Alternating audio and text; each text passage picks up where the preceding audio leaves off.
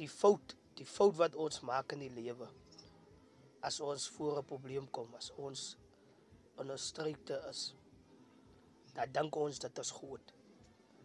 Maar ons vergeet hoe groot is God.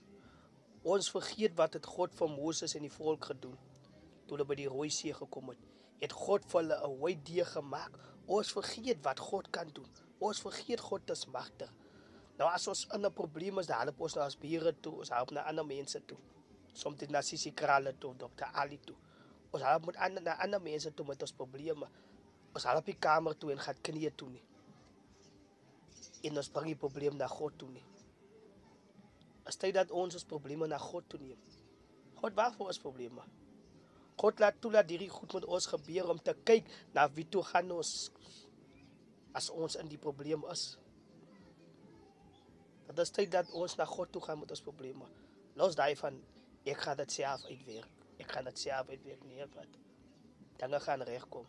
Nee, my vriend. Nie op jou eie kragte staat maak. Jy gaan na God toe. Laat God worry oor jou probleme, man. En dan worry jy oor om jou oë gefokus op die Here te hou. Dit is hoekom God daar is. Dat is hoekom God sê, bring jou bekommernis na my toe. Dat is hoekom hy sê, roep my aan in die dag van benoudheid. Ek sal jou uitjaag, maar jy my eer. God wag vir ons om te roep. God is nie voorbarig wat net intree nie, my vriend. Hy wag vir ons om het te bring, om hom te roep, dat hy ons probleme vir ons kan uitsort. Hy sê so mooi in sy woord, hy sal nie laat ons boek aan ons kragte versoek word nie, maar in die versoeking sal hy ook die antwoord gee. So daar is 'n antwoord in die versoeking, ons moet net stil raak.